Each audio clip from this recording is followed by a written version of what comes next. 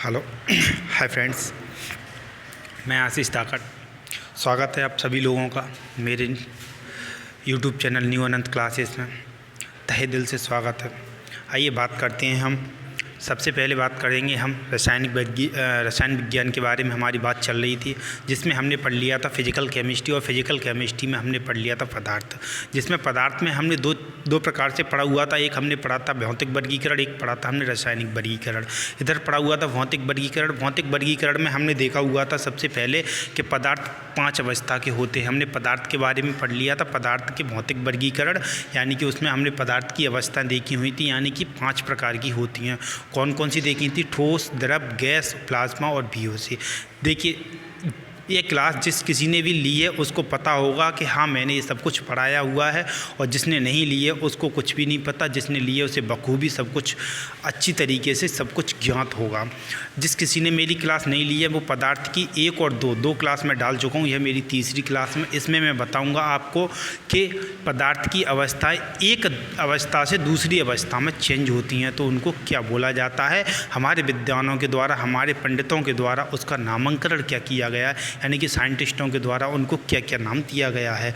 जैसे कि ठोस से द्रव होना, द्रव से गैस होना, गैस से फिर ठोस होना। तो इस प्रकार से इनका जो नामकरण किया गया है उसको क्या कहते हैं। ये हमारा एक छोटा सा टॉपिक है, लेकिन एग्ज़ाम के हिसाब से बहुत इम्पोर्टेंट है और इसमें से क्वेश्चंस भी आते रहते हैं। समझ लो कि आपके ये सब इतना, अगर आपका ये मेरी क्लास है छोटी सी जिसमें आपके कम से कम 2 नंबर तो पक्के ही समझ लेना। 2 नंबर का क्वेश्चन तो इसमें से बन ही जाता है, SSC CGL हो या SSC CHSL हो। जहाँ तक कि मैंने CGL के एग्ज़ाम में भी इसमें से क्वेश्चन अच्छी तरीके से देखे हुए हैं। देखिए, विश्वास किसी न किसी पर तो आपको करना पड़ेगा, मुझ पर नहीं तो किसी और पे आप विश्वास तो करना पड़ेगा, जब ही आपका बेड़ा पार हो पाएगा। नहीं तो आपका कुछ नहीं हो सकता। अगर आप चाहो कि आज मैंने इससे ले ली क्लास, कल मैंने उससे क्लास ले ली, परसों मैंने उस पर जा कर के पढ़ लिया, तो आप बहुत बड़े विद्वान नहीं बन जाओगे, आपको कुछ नहीं होने वाला। आप जिस किसी की भी क्लास लो, एक बराबर देखो, रेगुलर क्लास देखो, और बखूबी अगर आप देखते रहोगे तो आपको फ़ायदा भी होगा। तो आइए बात करते हैं हमारे सबसे पहले जो हमारी बात चल रही थी फिजिकल केमिस्ट्री में। हमारी बात चल रही थी फिजिकल केमिस्ट्री में। फिजिकल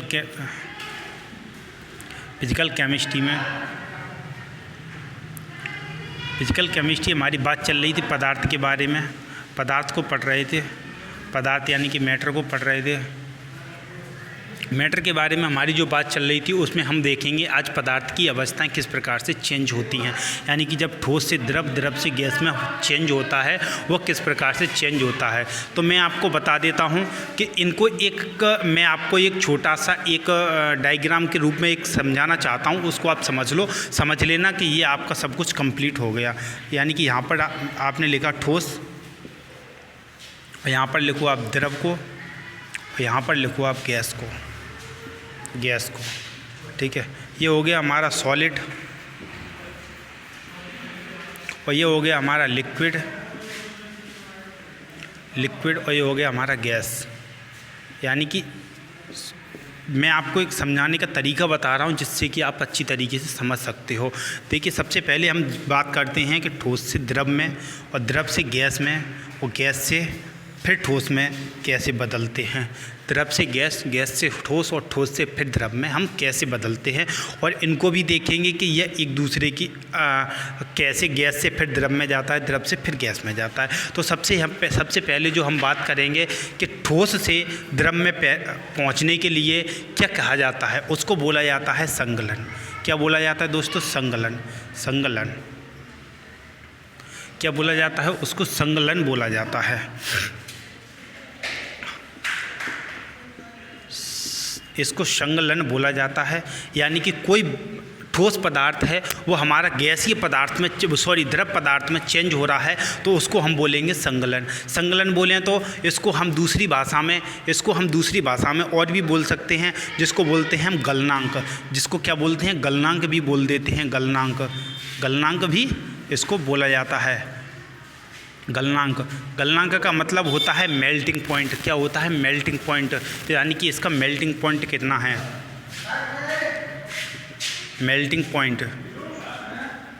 मेल्टिंग पॉइंट के बारे में हम जानकारी प्राप्त करेंगे कि मेल्टिंग पॉइंट क्या होता है। यानी कि कोई वस्तु, कोई पदार्थ जो कि ठोस है और प्रेजेंट में द्रव अवस्था में परिवर्तित हो गया, ठोस से द्रव अवस्था में परिवर्तित हो गया, यानी कि वह मेल्टिंग हो गया, संगलन हो गया, यानी कि उसका गलनांक गल गया। सीधा सा मतलब तो यही है ना, गलनांक का मतलब आप भाषा से क्लियर हो रहा है, गल गया, वो क्या हो गया, गल गया। तो गलनांक बिंदु यानी कि जैसे कि हर एक हर एक पदार्थ का अपना अपना गलनांक बिंदु होता है। जैसे कि हम बात करते हैं बर्फ़ के बारे में, इसके बारे में एक एग्जाम्पल दे देता हूँ मैं आपको, इसके बारे में एक एग्जाम्पल दे देता हूँ।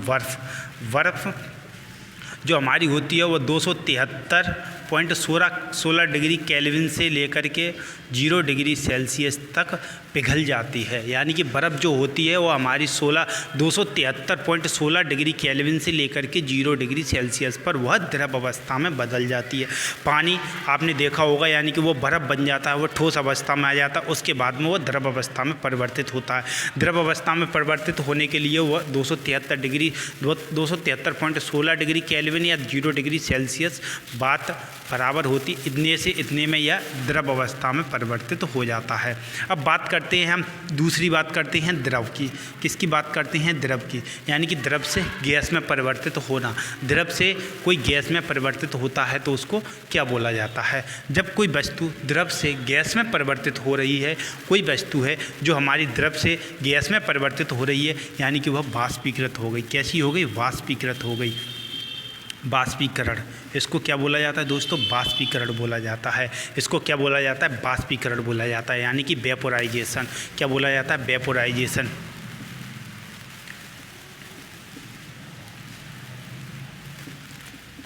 वेपोराइजेशन बोला जाता है। क्या बोला जाता है इसको, वेपोराइजेशन, यानी कि यह वाष्पीकृत हो गई।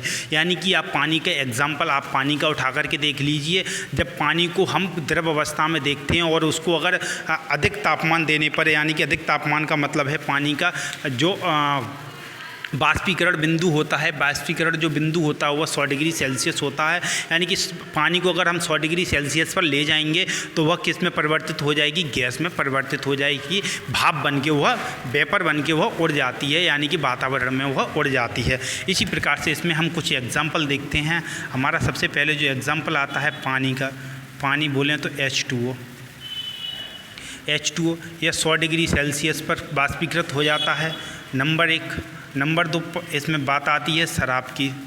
शराब बोलें तो एल्कोहल जो होता है C2H5OH, इसका सामान्य सूत्र होता है, रासायनिक सूत्र इसका जो होता है वह C2H5OH होता है। इसका होता है H2O होता है। तो यह कितने पर होती है, 76.36 डिग्री सेल्सियस पर। कितने, 76.36 डिग्री से 78 होता है इसका, 78.36 डिग्री सेल्सियस। कितना होता है, 78.36 डिग्री सेल्सियस पर यह भाप बन जाती है। क्या बन जाती है दोस्तों, भाप बन जाती है। तीसरा इसमें हम एग्जाम्पल लिखेंगे, वह होता है हमारा मरकरी। क्या होता है, मरकरी। वह होता है हमारा मरकरी। मरकरी, इसका सामान्य सूत्र जो होता है, रासायनिक सूत्र इसका होता है, इसका कितना होता है, Hg। क्या होता है इसका, Hg होता है, वह इसका रासायनिक सूत्र होता है। 357 डिग्री सेल्सियस पर यह बाष्पीकृत हो जाती है। यह एक तत्व है। क्या है, मरकरी एक तत्व है। यह तत्व नहीं है, यह भी तत्व नहीं है। यह दोनों क्या हैं, यौगिक हैं। मैंने आपको पढ़ाया था तत्व क्या होते हैं, यौगिक क्या होते हैं। जिस किसी ने क्लास देखी है उसको अच्छी तरह से ज्ञात होगा कि तत्व क्या होते हैं और यौगिक क्या होते हैं। यह होता है तत्व। मरकरी एक ऐसा तत्व है जो जिसका बॉइलिंग पॉइंट, यानी कि बाष्पीकरण, इसको बॉइलिंग पॉइंट भी इसको बॉइलिंग पॉइंट भी बोला जाता है। यानी कि बाष्पीकृत हो गया, बॉयल हो गया, तो इसको बॉइलिंग पॉइंट भी बोला जाता है। बॉइलिंग पॉइंट यानी वेपोराइजेशन। इसका जो वेपोराइजेशन बॉइलिंग पॉइंट जो होता है 273 डिग्री सेल्सियस होता है। इसका बॉइलिंग पॉइंट 78.36 डिग्री, इसका 100 डिग्री सेल्सियस होता है। आइए बात करते हैं हम नेक्स्ट बात क्या करते हैं हम, कि कोई ठोस से गैस से सीधा ठोस में, इसकी बात हम बाद में करेंगे, इसके बारे में हम बाद में बात करेंगे। अब बात करेंगे हम किसके बारे में, गैस से द्रव में बदलना। यानी कि कोई वस्तु है, कोई पदार्थ है गैसीय अवस्था में वह द्रव अवस्था में परिवर्तित हो रहा है, तो इसको हम क्या बोलते हैं, उसको हम क्या बोला जाता है। जो कोई पदार्थ गैसीय अवस्था से द्रव अवस्था में जब परिवर्तित हो रहा है तो उसको हम क्या बोला जाता है, उसको बोला जाता है संघनन। संघनन क्या बोला जाता है दोस्तों, उसको संघनन। संघनन इसको क्या बोला जाता है, संघनन। और इसको क्या बोला जा रहा था, संगलन। ठीक है, इसमें दोनों में अंतर होता है, बच्चा इसमें कंफ्यूज रहता है संगलन कौन सा, संगनन कौन सा है। जिसमें नन यानी कि संगनन हो रहा है, यानी कि संगनन हो रहा है, यानी कि कोई दूर दूर जो अणु घूम रहे हैं वह संगनित हो जाते हैं, संगनित होकर के आपस में एक दूसरे के बगल में आकर चिपक जाते हैं। जैसे कि गैस के अणु काफ़ी दूर दूर रहते हैं और द्रव के उसके भी पास में रहते हैं, लेकिन ठोस के अणु सबसे ज़्यादा पास में पाए जाते हैं। उसी प्रकार से यह संगनित हो गए। क्या हो गए दोस्तों, यह संगनित हो गए। तो ये इसको क्या बोला जाता है, संघनन बोला जाता है। इसको क्या बोला था, इसको बाष्पीकरण बोल रहे थे, इसको संघनित बोला जाता है। क्या बोला जा रहा है दोस्तों, संघनित बोला जाता है, यानी कि कोऑर्डिनेशन। क्या बोला जा रहा है इसको, कोऑर्डिनेशन। इसको इंग्लिश में जो बोला जाता है कोऑर्डिनेशन बोला जाता है। यहाँ पर लिख देता हूँ मैं संघनन। संघनन इसको जो बोला जाता है वो कोऑर्डिनेशन बोला जाता है। इसको कोऑर्डिनेशन बोला जाता है।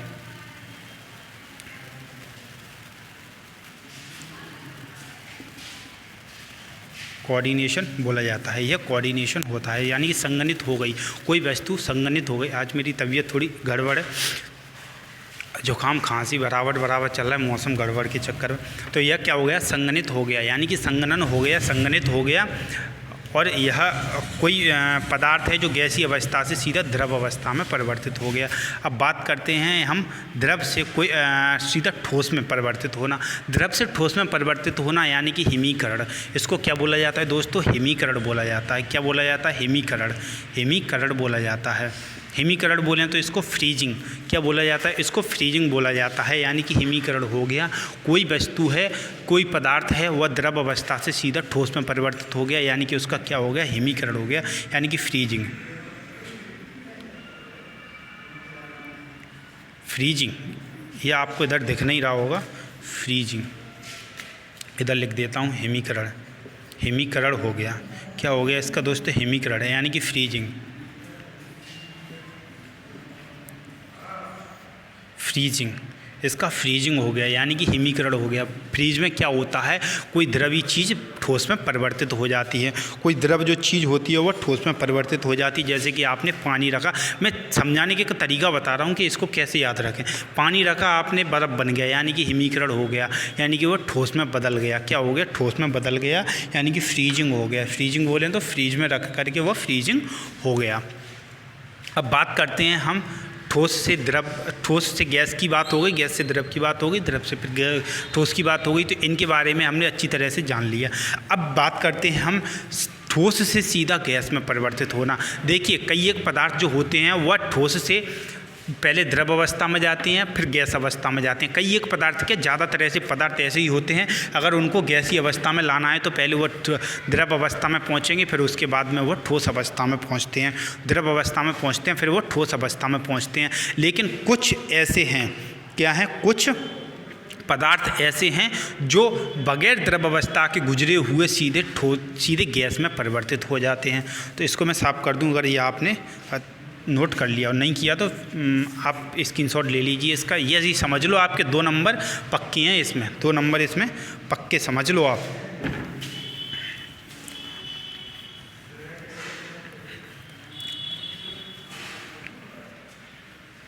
तो अब बात करते हैं हम सीधा ठोस से गैस में और गैस से फिर ठोस में।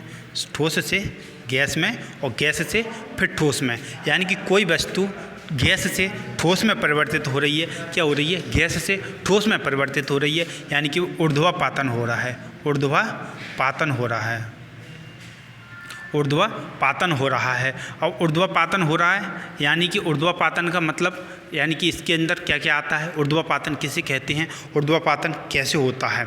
तो इसके बारे में मैं आपको बता रहा हूँ कि जब कोई आप पानी को ले लीजिए, एग्जाम्पल के रूप में आप पानी को ले लीजिए। अगर पानी को अगर आप द्रवित गैसीय अवस्था में परिवर्तित करोगे तो आपके पास बर्फ़ का एक टुकड़ा है, उसको अगर आपको बॉयल करना है यानी कि वाष्पीकृत करना है, तो पहले वो पानी बनेगा, फिर उसके बाद में वो गैस बनेगा। ऐसी हर एक पदार्थ, एल्कोहल को उठा लो, मरकरी किसी को भी उठा लो आप, जो भी पदार्थ होते हैं वह पहले द्रव अवस्था में पहुँचते हैं, फिर उसके बाद गैसीय अवस्था में पहुँचते हैं।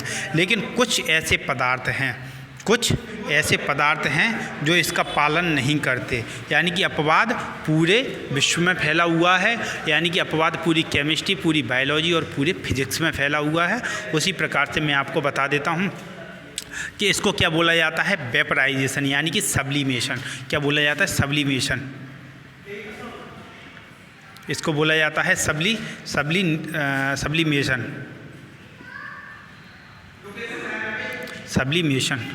सब्लिमेशन बोला जाता है, यानी कि ऊर्ध्वपातित हो गई, यानी कि सब्लिमेशन हो गई, यानी कि ठोस से सीधी गैसीय अवस्था में और गैस से सीधी ठोसी अवस्था में, यानी कि ऊर्ध्वपातित हो गई। यह क्या हो गई, ऊर्ध्वपातन हो गई। क्या हो गया, इसका ऊर्ध्वपातन हो गया।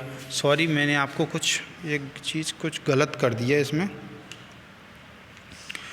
ठोस से यह गैस में बदलेगा, यह इधर ठोस से गैस में बदलेगा और यह गैस से ठोस में बदलेगा। इसको ऊर्ध्वपातन कहते हैं, ऊर्ध्वपातन कहते हैं, और इसको निक्षेपण कहते हैं,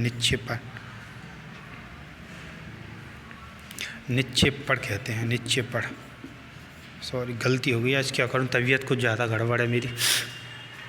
तो इसको ऊर्ध्वपातन कहते हैं। ऊर्ध्वपातन का जो मतलब होता है वो होता है ठोस से सीधा गैस में बदलना, यानी कि यार क्या हो रहा है आज, ठोस से सीधा गैस में बदलना। किस में, गैस में परिवर्तित होना, यानी कि ठोस से सीधा जो कोई भी पदार्थ है वो ठोस से सीधा गैस में परिवर्तित हो रहा है, यानी कि ऊर्ध्वपातित हो रहा है। वो कैसा हो रहा है, ऊर्ध्वपातित हो रहा है। अभी इसमें हम जो एग्जाम्पल लिखेंगे, इसके जो एग्जाम्पल हैं वह है हमारी, एक तो नेपथलीन की जो गोलियां होती हैं, नेपथलीन की जो गोलियां होती हैं, आपने कपूर को देखा होगा, नंबर 1। नंबर 2, आपने कपूर को भी देखा होगा। इसमें आयोडीन भी आता है। आयोडीन जो होता है, आयोडीन नमक खाइए।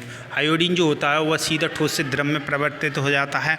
और इसके बाद में अमोनियम क्लोराइड, चौथा है जो अमोनियम क्लोराइड है, अमोनियम क्लोराइड। एग्जाम्पल लिख लेना, इसमें से क्वेश्चन बन जाता है, इनमें से ही क्वेश्चन आता है और कुछ इसमें से क्वेश्चन नहीं पूछा जाता। और अब बात करते हैं हम निक्षेपण की। किसकी बात करते हैं, निक्षेपण की जो हम बात करेंगे उसमें निक्षेपण में क्या होता है, सीधा कोई भी पदार्थ है वह गैसीय अवस्था में से द्रव अवस्था में परिवर्तित हो जाता है। क्या हो जाता है, इसका गैस अवस्था से ठोस अवस्था में परिवर्तित हो जाता है। गैस अवस्था से सीधा ठोस अवस्था में परिवर्तित होना, यानी कि निक्षेपण होना। क्या होना, निक्षेपण होना। तो आई होप आप सभी को यह चीज़ अच्छी तरीके से समझ में आई होगी। ये समझ लो, अगर आपने इतना सब कुछ समझ लिया ना, सब कुछ इसी डायग्राम में है, किस में है, सब कुछ इसी में है। इसको आप अच्छी तरीके से स्क्रीनशॉट लेकर के अपनी कॉपी पे अच्छी तरीके से बना लेना। इसमें तो सब कुछ ऐसे ही बना हुआ है, मैंने आपको समझाया, इसलिए स्पेस नहीं था, स्पेस जितना था उतना मैंने आपको बता दिया। अब स्मार्ट बोर्ड होता तो कुछ अच्छा तरीके से समझ में आ जाता। अगर आप लोग सपोर्ट करो तो स्मार्ट बोर्ड भी आ जाएगा। आप लोगों का सपोर्ट चाहिए मुझे। तो आई होप आप सभी को ये चीज़ अच्छी तरीके से समझ में आई होगी। अगर अच्छी तरीके से समझ में आई है तो चैनल को लाइक, शेयर और सब्सक्राइब करना ना भूलिए। और नेक्स्ट वीडियो, हमारी अगली वीडियो जो होगी उसमें होगा हमारा विलयन, निलंबन और कॉलॉइड। उसमें हम बात करेंगे विलयन, निलंबन और कॉलॉइड। विलयन, निलंबन, कॉलॉइड के बारे में बात करेंगे। विलयन क्या होता है, निलंबन क्या होता है, कॉलॉइड क्या होता है, इसके बारे में बात करेंगे। जब तक के लिए thank you, take care, love you, bye bye. और क्लास समझ में आई हो तो वीडियो को लाइक, शेयर और सब्सक्राइब करना ना भूलिए।